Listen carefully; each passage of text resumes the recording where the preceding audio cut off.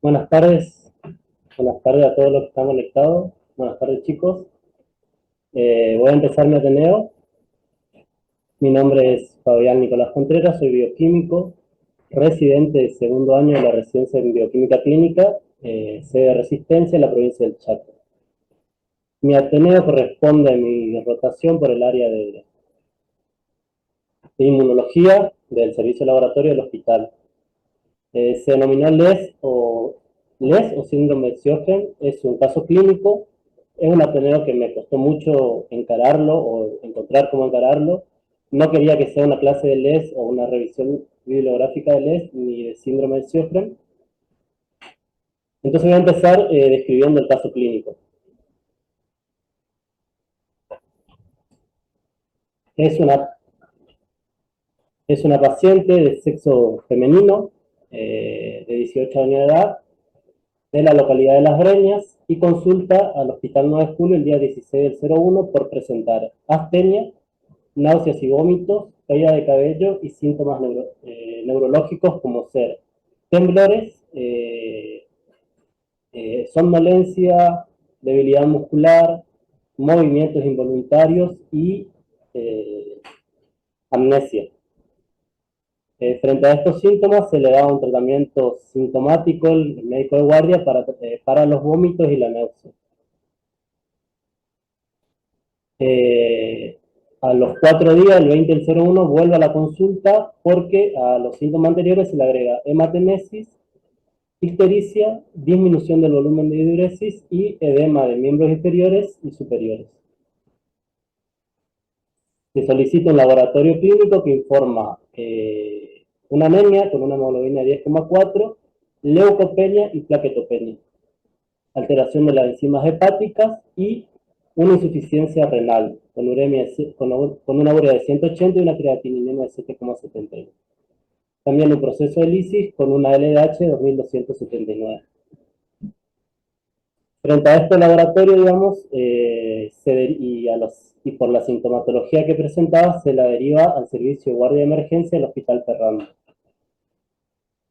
donde en el interrogatorio la paciente refiere haber tener un diagnóstico de hace 2 años atrás de una artritis de la niñez, por lo que los médicos de guardia que la atienden interpretan esto como un diagnóstico de artritis idiopática juvenil más un hipotiroidismo en tratamiento, que no sabe referir qué tratamiento tenía y además que había abandonado el tratamiento. Se le repite el laboratorio por el laboratorio de guardia y emergencias y arroja una hemoglobina de 8,5 y la leucopenia y la plaquetopenia, la alteración de las enzimas hepáticas y uricrea elevada, digamos, la insuficiencia renal, y una LH de 2460. Frente a estos valores, desde la guardia solicitan un ionograma urinario y un estado ácido base. Estado ácido base, observamos una acidosis metabólica y realizando la expresión fraccional de sodio, vemos que es mayor al 1%, entonces vemos que hay una insuficiencia renal aguda de origen renal parenquimatoso. Se solicita, el 21 del 01 fue un día sábado, se solicita laboratorio al servicio de inmunología, proteína C reactiva, anticuerpos y antígenos contra HIV, IgG, IgM de citomegalovirus y búsqueda de autoanticuerpos con FAM, anti-ADN nativo y ANCA. Todo esto se informa el día lunes, arrojando un valor de proteína C reactiva mayor a 48 miligramos por decilitro, y se informa mayor, creo que porque la metodología ya no detecta, o sea, ya tiene errores a valores muy altos.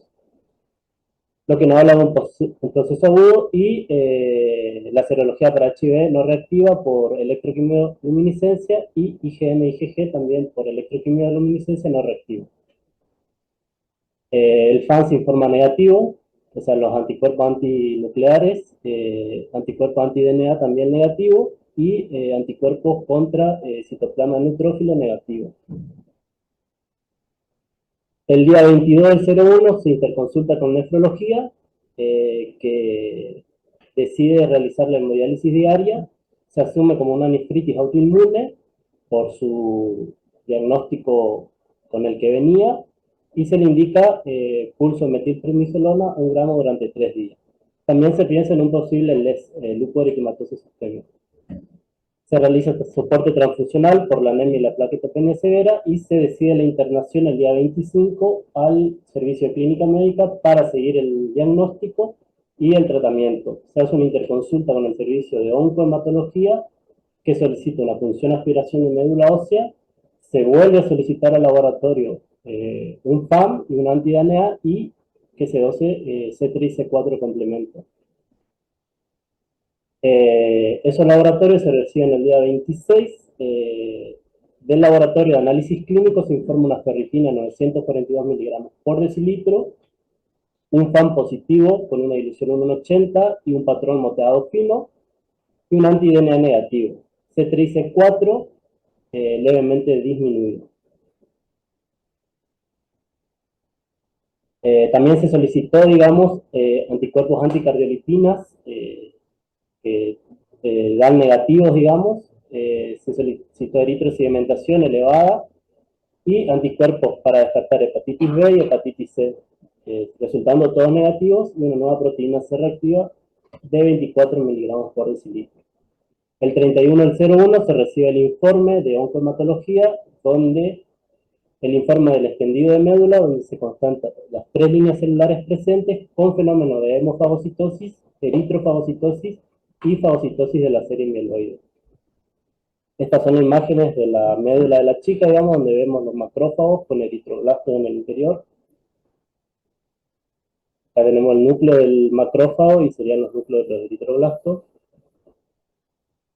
Frente a todos estos datos clínicos y de laboratorio, se piensa en un síndrome de activación macrofágica, que es una alteración del sistema fagocítico mononuclear, que puede ser primario o secundario. Primario es cuando, o familiar, cuando hay una alteración genética que hace que la función de las células natural killer o los linfocitos T citotóxicos se ve alterada, o bien secundaria cuando algún desencadenante, como puede ser una infección, una enfermedad autoinmune, o bien un proceso oncológico, provoca este síndrome, donde hay una proliferación de linfocitos T con secreción de citoquinas y quimosinas preinflamatorias que activan los monocitos que están en circulación y lo transforman en macrófagos que empiezan a fagocitar las células sanguíneas.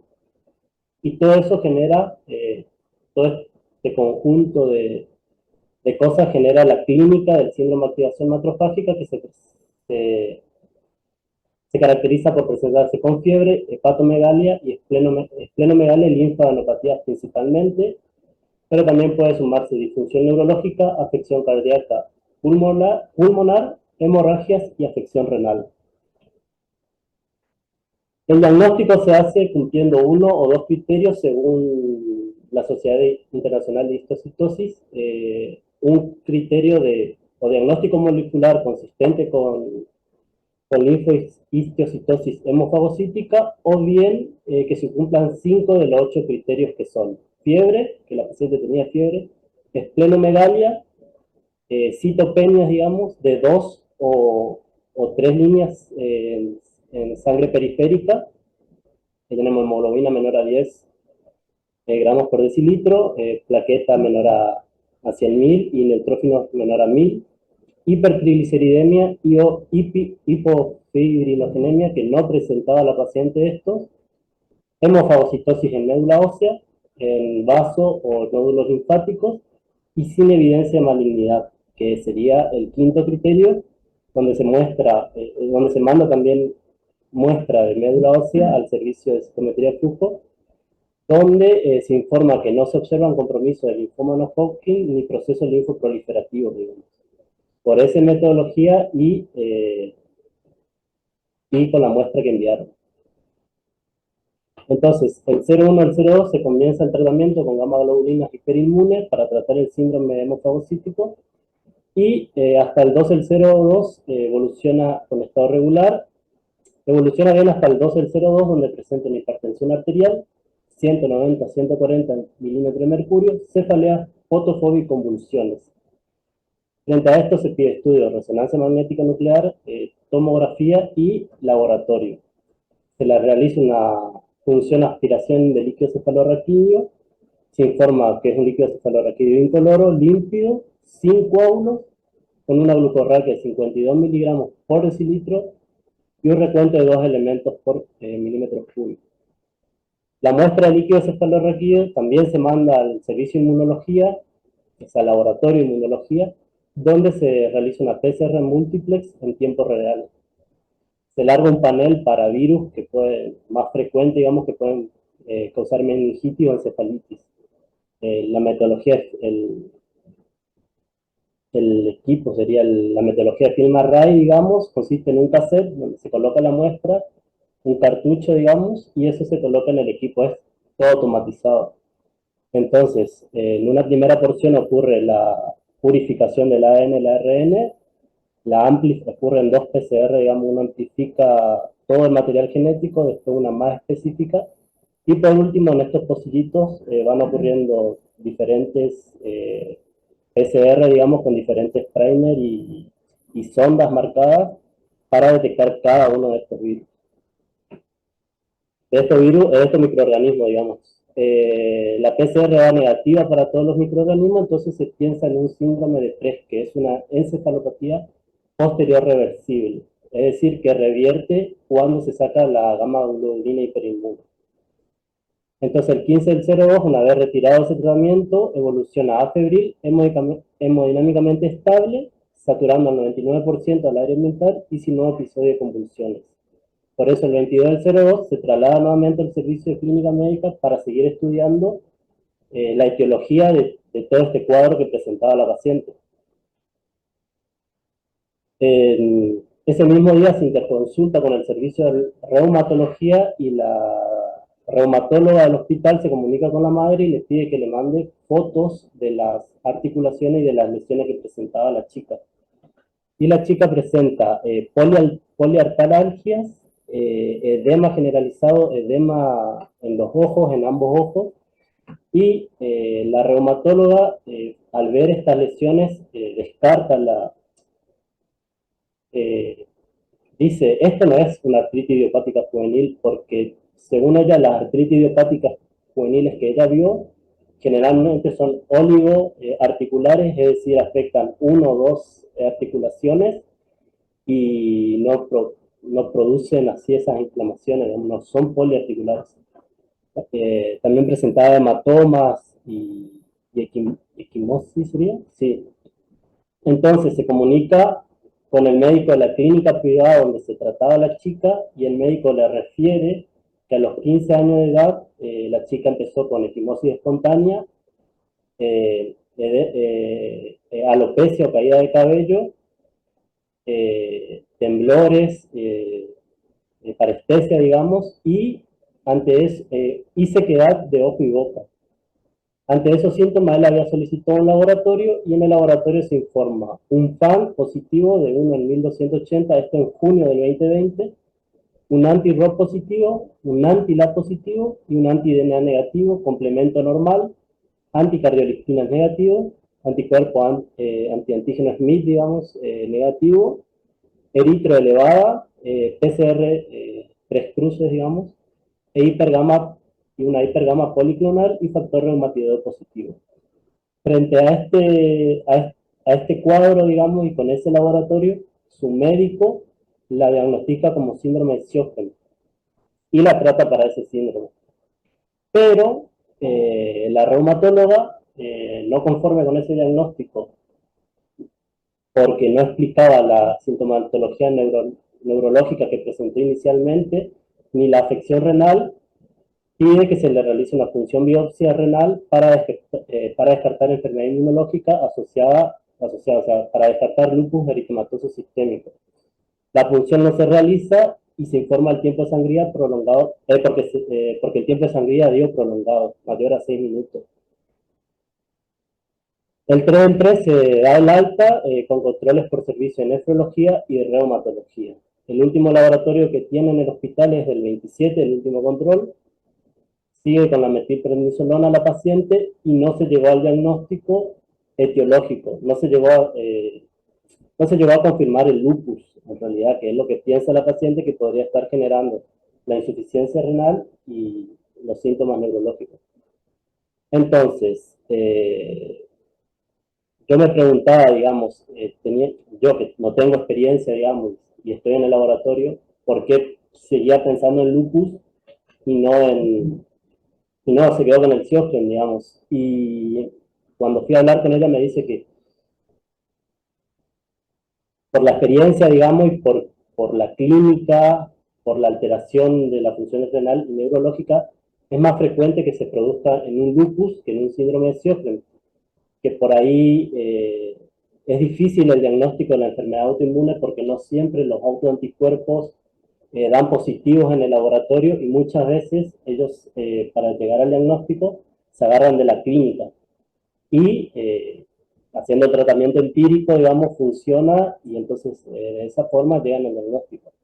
Entonces, más o menos para hacer una comparativa entre lo que es un lupus y un síndrome de Sjögren, eh, puse esto. Los dos son enfermedades autoinmunes sistémicas de evolución crónica que pueden afectar a múltiples órganos, por eso producen una sintomatología inespecífica y una clínica muy variada. Las manifestaciones musculoesqueléticas se presentan principalmente en lupus, en un 95% de los casos aproximadamente, con dolores musculares, eh, artralgias, también tenemos las manifestaciones cutáneas, digamos, los sarpullidos en forma de mariposa, característica en un 80%, las manifestaciones renales en un 50% y las neuropsiquiátricas en un 60%, que eran las que tenía nuestra paciente. En cambio, el síndrome de Sjögren tiene más clínicas que evidencian la lesión glandular, porque en un síndrome de Sjögren hay un infiltrado de linfocitos a las glándulas y destrucción de las mismas. Entonces vamos a tener xerostalmia, digamos, es decir, sequedad de la mucosa ocular, xerostomía, que es saqueada de la mucosa, acompañada de sequedad de otras mucosas, tumefacción de glándulas salivales y paratiroidea. Y menos frecuentes son las manifestaciones extraglandulares, digamos, en un 30% de los pacientes, que también podemos tener artralgia, podemos tener manifestaciones neuropsiquiátricas, afección renal, pero menos frecuente. Y siempre que se tenga una afección renal, cuando se está hablando de un Sjögren, hay que excluir la posibilidad de que sea un LES o una globulinemia subyacente. Porque el Sjögren también puede ser primario o secundario asociado a otra enfermedad autoinmune y generalmente la asociación más frecuente es a lupus. Entonces, no existen criterios diagnósticos de lupus. Sí, la Liga Europea contra el Reumatismo y el Colegio Americano de Reumatología en el 2019 crearon una lista de criterios para agrupar pacientes como lúpicos, digamos, que sirve más que nada es como una guía objetiva para vos poder seleccionar pacientes si querés realizar algún estudio, pero no sirve no es diagnóstico, aunque por ahí los médicos se respaldan mucho en esta guía. Entonces esta guía dice que para el diagnóstico de lupus es un criterio indispensable tener un FAN a títulos mayores o igual a 1,80. De ahí se tiene que presentar un criterio clínico y se tiene que sumar 10 puntos. Nuestra paciente tenía, aparte del FAN 1 en 1280 y el FAN que fue positivizando primero negativo 1 en 80 después 1 en 160, tenía fiebre inexplicada, tenía la pancitopenia, digamos, tenía los síntomas neurológicos y también por laboratorio, por tira reactiva, se había informado proteinuria 3 cruces. Y lo único que no tenía son los criterios inmunológicos, es decir, los anticuerpos más frecuentes, digamos, anticardiolipinas, anti-DNA, anticuerpo anti-DNA doble cadena y anticuerpo anti-Smith. Y estaban a la espera de la función de la biopsia renal, digamos, que no se pudo realizar en 2 oportunidades por presentar el tiempo de sangría prolongado.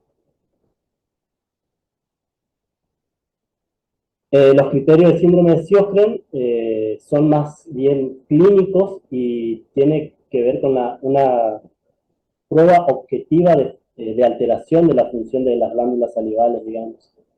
Y los autoanticuerpos más frecuentes son anti-RO y anti-LA, que ella tenía positivo en el 2020.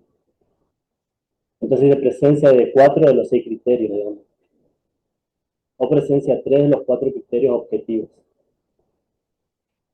Entonces, si bien no se llegó a, porque todavía no se tiene la biopsia, el tratamiento que se le está dando, digamos, sirve tanto para Sjögren como para lupus, y por ahí llegar al diagnóstico, me decía la reumatóloga, es eh, principalmente fundamental para ajustar la dosis y ajustar el tratamiento al paciente. Entonces, como conclusión, debido a la complejidad y diversidad etiopatológica y superposición de manifestaciones clínicas de la enfermedad autoinmune, su diagnóstico se dificulta. El mismo debe basarse en el juicio clínico experto, en la presencia de un conjunto de signos y síntomas que permite una primera aproximación, en la investigación de la naturaleza autoinmune del cuadro clínico mediante la búsqueda de autoanticuerpos y en estudios complementarios, por ejemplo, la biopsia, que demuestre los hallazgos típicos de esta patología. Por ejemplo, en la biopsia renal, digamos, en el caso de lupus, se busca depósitos de complejos inmunes de infiltrados del linfocito y demás.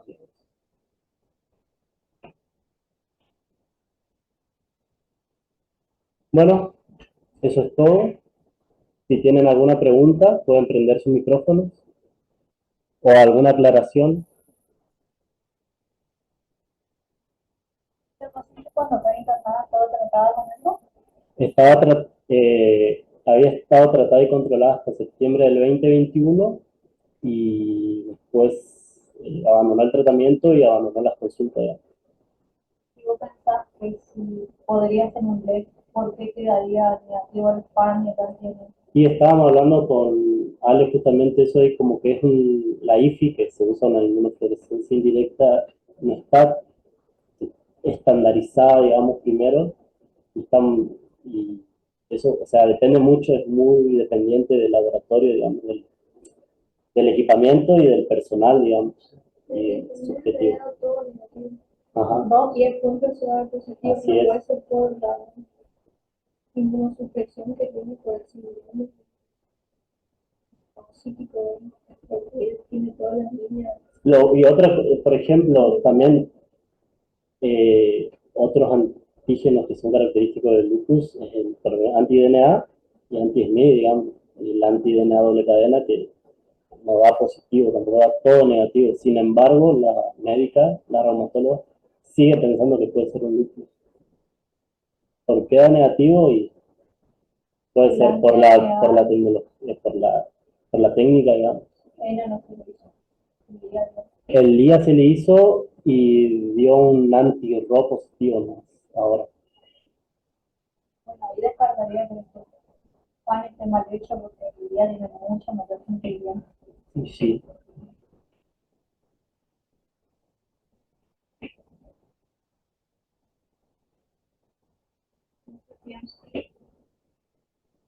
¿Alguna consulta, alguna pregunta? Inicialmente habían dicho que la habían tratado con cero pericona, Ajá. después se les suspendieron para darle unos sustituciones paralelas. No, primero se le da metilprednisolona, digamos, cuando se piensa en un anestésio inmune. A eso responde bien. Después se le agrega la inmunoglobulina hiperinmune para tratar el síndrome de activación macrofágica. Cuando se le da eso, comienza con otro síndrome que es, comienza con las convulsiones, la hipertensión, digamos, que es por una encefalopatía posterior reversible. ¿No? Entonces se le saca eso para que revierta el cuadro. Entonces revierta, mejora, pasa y se le sigue con la metilprednisolona. Con eso sigue, digamos, incluso ahora me fijé en la historia clínica, vino el 3 de marzo de nuevo a la consulta y dice que se quedó sin medicación, digamos, o sea, no estaba medicada.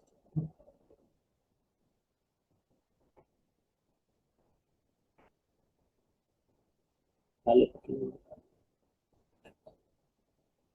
Hola, hola, hola Fabián, hola a todos, soy ¿Cómo estás? Alejandro. ¿Qué tal?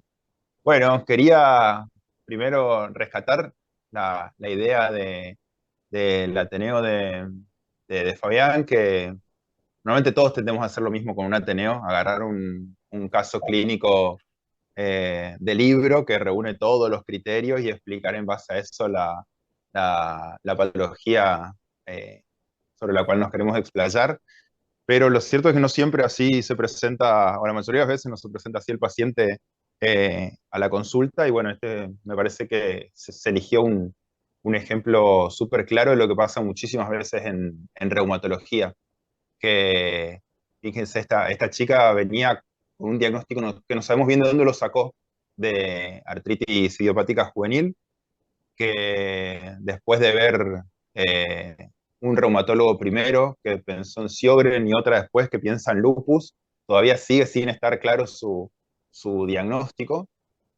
Y en este caso el laboratorio no aporta tanto como por ahí en otros casos de lupus, si es que termina siendo lupus, porque es bastante tibio los anticuerpos que se ven o las alteraciones en la complementemia no son tan marcadas.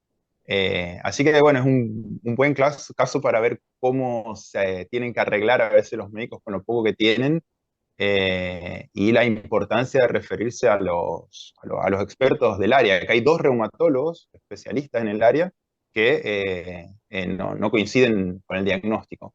Entonces es bastante difícil en muchos casos de ponerle exactamente el nombre y apellido a la patología que tiene. Y lo otro importante de rescatar de este caso, me parece también que lo nombró Fabián recién, es la falta de estandarización que hay en las inmunofluorescencias en general, pero sobre todo para autoanticuerpos. Eh, Le contaba, yo siempre lo cuento cuando pasan los chicos, los residentes por nuestra mesada, que nosotros por ahí hacemos el PEC, el control de calidad externo, y la particularidad que tiene el PEC es que no tiene un valor, eh, no viene con un valor por defecto con el cual compararnos, sino que nos compara nuestro laboratorio con todos los otros laboratorios, y qué es lo que se ve. Y nosotros por ahí resolvemos el PEC y cuando vamos después a compararnos, no tenemos con quién compararnos, porque nosotros tenemos un resultado X y hay laboratorios que da negativo y hay otros que le da positivo en 2500, o sea, son diferencias en 7, 8 títulos.